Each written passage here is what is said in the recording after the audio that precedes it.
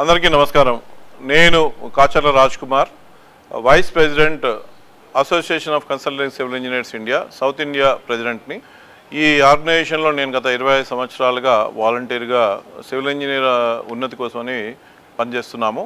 Association of consulting civil engineers India అనేది 40 సంవత్సరాల క్రితం స్థాపించబడి ఒక బెంగళూరులో ఒక ఇన్సిడెంట్ గంగారాం బిల్డింగ్ కొలాప్స్ అవ్వడంతో స్టార్ట్ అయ్యి ఇప్పుడు విస్తరించి ఆల్ ఓవర్ ఇండియా మొత్తంలో 54 సెంటర్లతోని 10,000 మంది మెంబర్లతోని ఈ హైదరాబాద్ సెంటర్లో 800 మంది మెంబర్లు ఉన్నారు. అయితే వివిధ సెంటర్లలో వివిధ ప్రోగ్రామ్స్, ఈ డిసెమినేషన్ ఆఫ్ నాలెడ్జ్, కొత్త అడ్వాన్స్మెంట్స్, టెక్నాలజీస్ ఏమొస్తున్నాయి అవందరినీ సివిల్ ఇంజనీర్లకు చేర్చడము, అందరి స్టేక్ హోల్డర్స్తోని ఇన్వాల్వ్ అయ్యి వాళ్ళందరి ఈ నేషన్ బిల్డింగ్లో పార్టిసిపేట్ చేయాలనే ఉద్దేశంతో ఈ association of consulting civil engineers పనిచేస్తుంది. అదేవిధంగా ఈ సివిల్ ఇంజనీర్స్ అసోసియేషన్లో ప్రతి సంవత్సరం ఒక మెగా ఈవెంట్ చేస్తుంటాము. ఈ సంవత్సరము ఈ 2025 July 11, 12 engineering staff college of ఇండియాలో ఈ next gen high rise buildings, steel and composite. Steel అంటే స్టీల్ బిల్డింగ్స్, స్టీల్తో కట్టబడే బిల్డింగ్స్. కాంపోజిట్ అంటే కాంపోజిట్ను కాంక్రీట్, స్టీల్ అండ్ కాంక్రీట్ కలిపి కాంపోజిట్గా చేసి కట్టబడే బిల్డింగ్స్.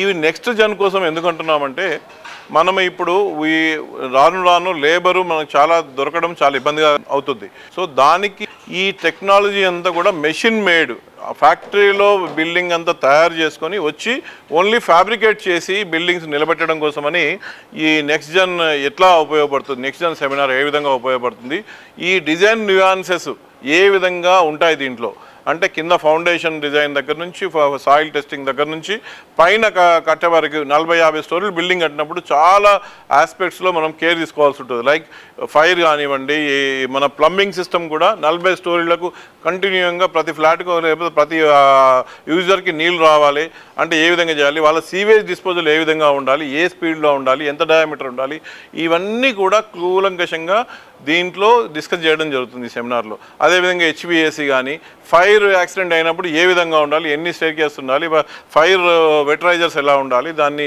ఏ విధంగా ఉపయోగించుకోవాలి, ఫైర్ సిస్టమ్ని, స్ప్రింక్లర్ సిస్టమ్ని ఎట్లా ఉపయోగించాలి అనే బిల్డింగ్ మేనేజ్మెంట్ సిస్టమ్ ఎలా ఉండాలన్న దాని మీద మొత్తం ఈ సెమినార్లో డిస్కస్ చేయడం జరుగుతుంది. దానికోసమని మా మెంబర్స్ అందరు కూడా చాలా కష్టపడి, మెంబర్స్ సివిల్ ఇంజనీర్స్కి చాలా బర్డెన్ అవ్వకూడదని స్పాన్సర్ దగ్గరికి వెళ్ళి డబ్బులు తీసుకొచ్చేసి వాళ్ళ స్పాన్సర్షిప్తోని ఈ వేరే ఆర్గనైజేషన్స్ కూడా సపోర్ట్ తీసుకొని ఈ ఈవెంట్ని చేయడం జరుగుతూ ఉంది.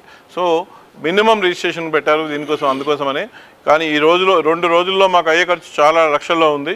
బట్ అయినా కానీ మేము భరిస్తూ స్పాన్సర్ సపోర్ట్తోని we wanted to disseminate the knowledge to civil engineers. ఈ సివిల్ ఇంజనీర్సే కాకుండా స్టేక్ హోల్డర్స్ అంటే బిల్డర్స్ అవనివ్వండి, గవర్నమెంట్ ఇంజనీర్స్ అవనివ్వండి, లేకపోతే హైడ్రా ఇంజనీర్స్ అవనివ్వండి, లేకపోతే ఇంకా రేరా ఇంజనీర్స్ అవనివ్వండి, ఎవరైనా రావచ్చు దీంట్లో. Such that they can get some knowledge from this conference and go back and they can implement in their own vocation. అదే ఉద్దేశంతో ఈ సెమినార్ చేయడం జరుగుతూ ఉంది. July 11th and 12th engineering staff college of India, Gachibowli, Hyderabad అండి.